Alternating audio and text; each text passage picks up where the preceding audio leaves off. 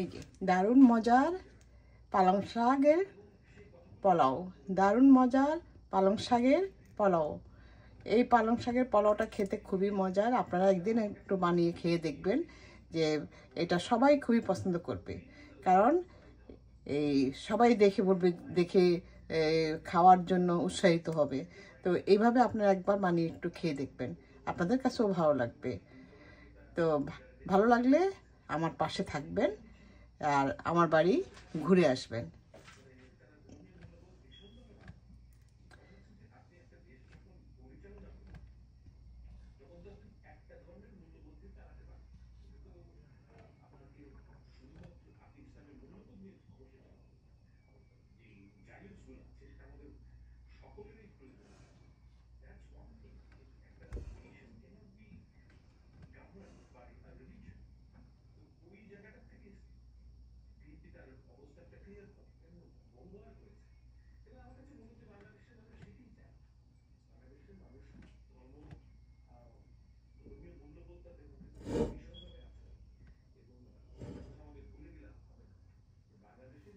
আজ আমি একটি ভিন্ন ধরনের এবং ভিন্ন স্বাদের একটি আইটেম তৈরি করব।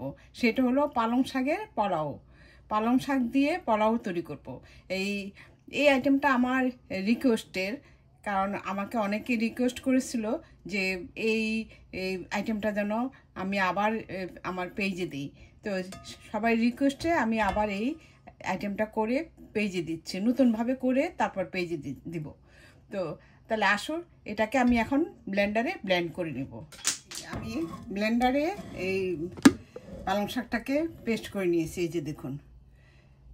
এই আর সবসময় পালং শাকটা একদম ফ্রেশ এবং যেন সবুজ হয়, তাহলে কালারটা সুন্দর আসবে। এখন দিয়ে দিচ্ছি পেঁয়াজ কুচি। আমি পেঁয়াজটাকে কিন্তু খুব বেশি ভাজবো না, কারণ আমি এই যে হালকা একটু বাদামি করে ভেজে নেব। দিব পোলাওর চাল। আমি পোলাও চালটাকে এই ভালো করে ধুয়ে তারপরে আধা ঘন্টা আমি ভিজিয়ে রেখেছিলাম। আমি সেই চালটা দিয়ে দিচ্ছি, দিয়ে এখন আমি একটু ভেজে নিব।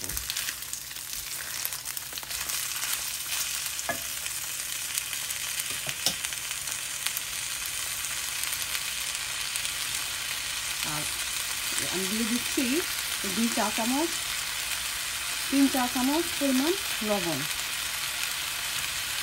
দিয়ে এখন আমি এটাকে ভেজে নিব। আমি স্বাদটাকে বাড়ানোর জন্য একটু গুঁড়া দুধ দিয়ে নিচ্ছি। গুঁড়া দুধ দিয়ে আমি এটাকে আরও ভেজে নিব। আমি এই যে 2 টেবিল চামচ পরিমাণ আমি গুঁড়া দুধ দিয়ে নিলাম। নিয়ে আমি এটাকে এখন ভালোভাবে আরও ভেজে নিব।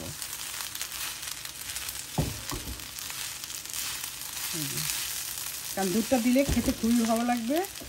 আর এইভাবে যদি আপনারা পালং শাক দিয়ে এই পোলাওটা রান্না করেন, বাচ্চারা তো এইভাবে সবজি খেতে চায় না, বাচ্চারা কেন এখন বড়রাও সবজি খেতে চায় না। তো এইভাবে যদি এই শাকটা দিয়ে যদি পালং শাকটা দিয়ে যদি এই পোলাওটা রান্না করেন, দেখতেও সুন্দর, বাচ্চারা খুব খুশি হয়ে খাবে এবং স্বাস্থ্যসম্মত। আমি দিচ্ছি সেই পালং শাক পেস্ট করে রেখেছিলাম, সেই পালং শাকটা।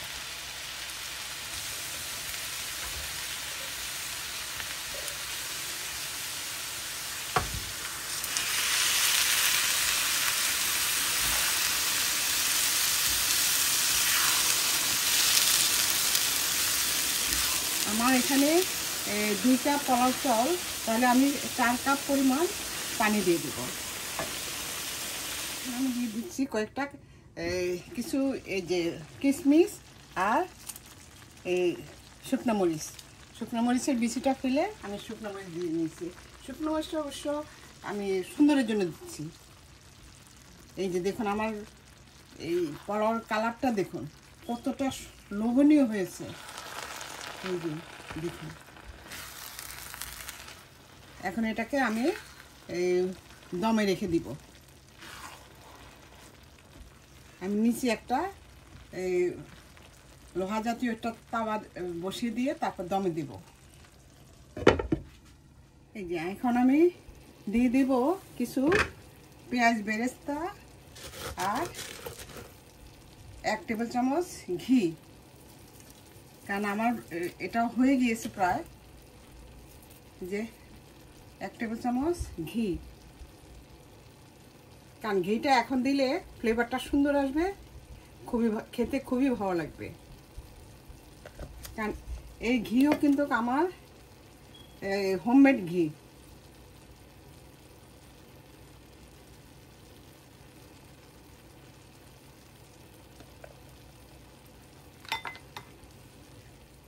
একটু উল্টে দিচ্ছি। আমি এই নিচে কিন্তু আমি এই ভারী তাওয়া দিয়ে এটা বসিয়ে দিয়েছি, তাহলে নিচে আর পড়া লাগবে না, এই পোলাওটা অনেক সুন্দর হবে। এই যে দেখুন আমার পোলাওটা দেখতে কতটা সুন্দর এবং কতটা লোভনীয় হয়েছে, কারণ দেখেই খেতে ইচ্ছা করবে। আমি আবার দমে রেখে দিচ্ছি। আমার পালং শাক দিয়ে এই দারুণ স্বাদের পোলাওটা হয়ে গিয়েছে। এই যে দেখুন কতটা সুন্দর ঝরঝরা। এই কারণ আমার কিছু ফলোয়ার আছে, আমাকে এটা রিকোয়েস্ট করেছিল যে আমি অনেক আগে আমার পেজে দিয়েছিলাম, তো এখন নতুন করে আমি আবার এই পেজে দিব। তো সবাই রিকোয়েস্টে, আমার ফলোয়ার ভাই বন্ধু সবার রিকোয়েস্টে আমি এই আইটেমটা আবার করে নিয়ে এসেছি। এই যে দেখুন আমার পোলাওটা কত সুন্দর এবং ঝরঝরে, দেখতে কতটা সুন্দর। এই পোলাওটা যদি আপনি টেবিলের উপর দেন, আপনার ফ্যামিলি মেম্বার যদি বেশি থাকে, সবাই দেখবেন কাড়াকাড়ি লেগে যাবে। কারণ আসলে আমরা সব কিছুতেই আমরা নতুনত্ব চাই, খাবারও আমরা নতুনত্ব ভেরিয়েশন করতে পারি। কারণ খাবারের সব কিছুর মধ্যে একটা আর্ট আছে, খাবারের আর্টও কিন্তু অনেক বড় জিনিস। তো এভাবে আপনারাও করে নিতে পারেন।